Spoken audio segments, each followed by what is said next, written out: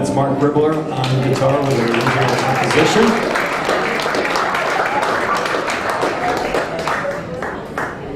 Welcome back to the Tim McLoone Radio Show. This portion of the Tim McLoone Radio Show is brought to you by Batch 19, a fine craft beer from Tent and Blake Beer Company. I find that pauses in radio are very helpful. It builds the drama. What do you think, Paul? I don't know, should I pause into this rest of the beer commercial? Batch 19 from Tent and Blake Beer Company. Back to Tim McLoone. There you go. Well, thanks again, everyone, for being in Asbury Park this evening. And my good friend Mark Ribbler on guitar. And before we get to our next segment, you know, people, Paul, are always asking me a lot of people want to be in the restaurant business. And I usually try to explain to them that I'm actually only 23 years old. I just look like this because I've been in the restaurant business. But we were talking about how we started the Supper Club right here in Asbury. And we came down and met these great folks from Madison Marquette who are the Boardwalk developers. And we weren't really looking at this building. We were here to meet about a different thing. And this was the old Howard Johnson's, built back in 1960.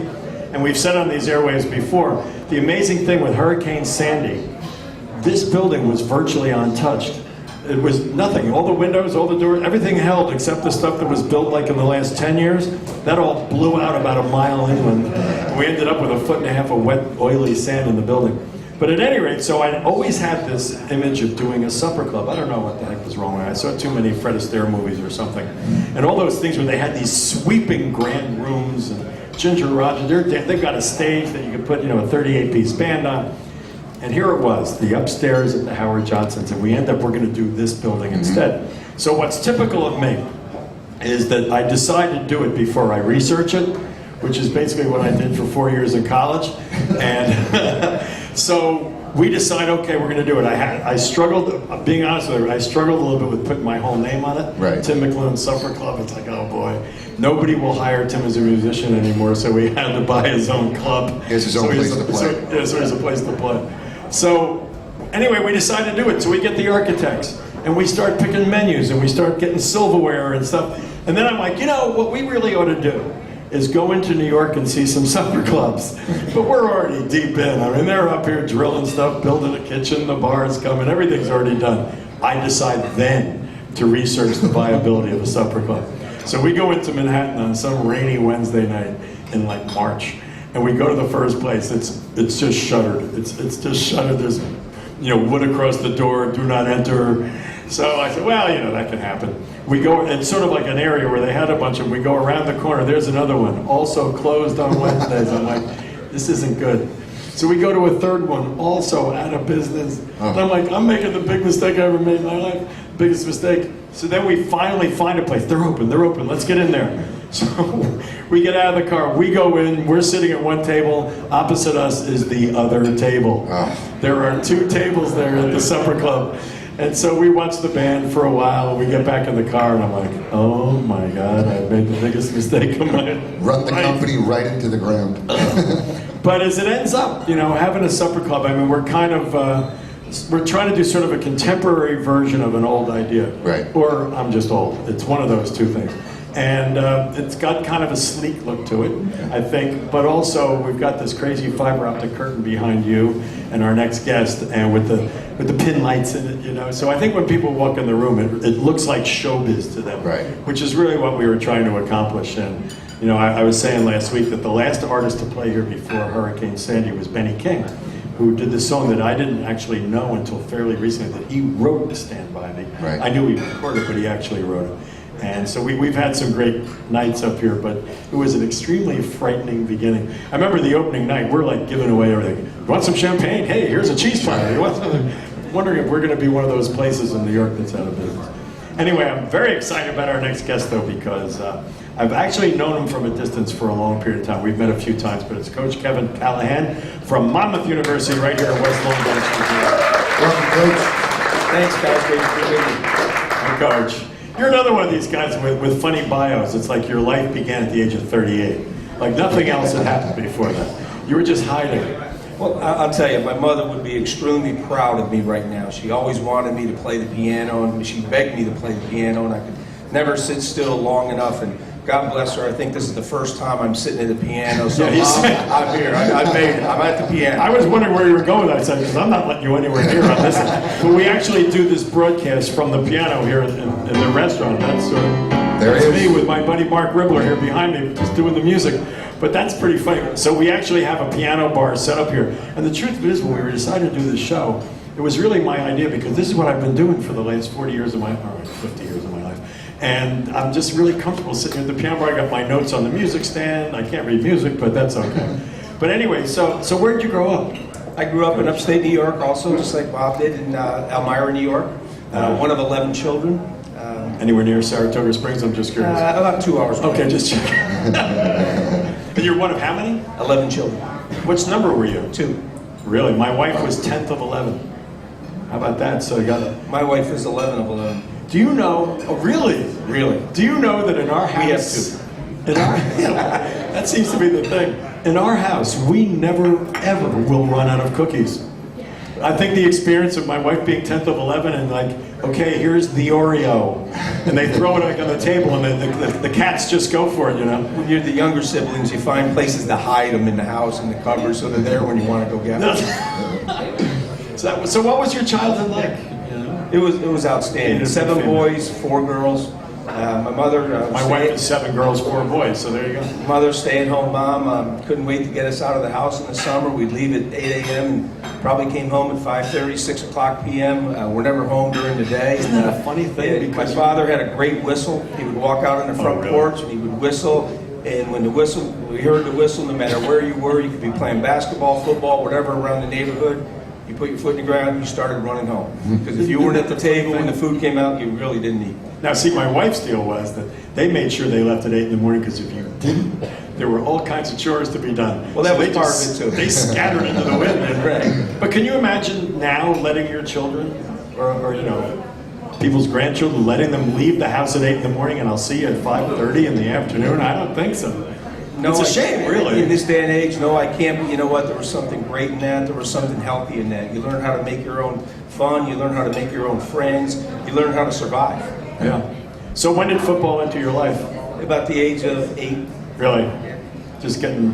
Well, of course, you were the second, so you were the bigger kid. I was one of the older ones. My oldest brother, one older than me, did not play. They started what was called small fry football up in Elmira, New York, comparable to Pop Warner, I guess. Played for a great man that was my coach and probably shaped me as a person and was part of the reasons why I got in coaching. But I started playing at 8, played all through high school and all through college. You know, it's funny about that because, as you may know, I coach high school cross country and track. And I, every once in a while, come across kids and I'll say to them, like there's this girl, Michaela, who runs for us. And I said, Michaela, you know, you're going to be doing this in about, 12 years. So pay attention because you're going to be a coach. I can just tell how she is with the other kids, And do you have any inkling at that time that you were absorbing this stuff that you were getting from these people in your life? I didn't know at that time, or even into college, that I was going to go into coaching. I was very fortunate to have great role models and coaches throughout high school, and then on into college. And as I was getting set to graduate, and I was planning on going to law school. A lot of our guests have plans on going to law I think all 3 of us at this piano had that plan. I was talking to my college football coach, and he convinced me. He didn't convince me. He said, you really ought to try coaching. What was he trying to say to you now? And I didn't know if he didn't think I'd be a good lawyer or he thought I should go into athletics. I think he was making a judgment on your football ability. I think he said, as a football player, you ought to be a coach. He made a couple calls for me, and right after graduation in May, I started coaching that June as a grad assistant at Albany State. Oh, really? New York. So, Monmouth University. Of course, it was Monmouth College. Monmouth when College you back arrived. in 1992. Right? And they're thinking grand thoughts. They're thinking, this football thing might get us some more people on the campus, and the undergraduates will be excited about this.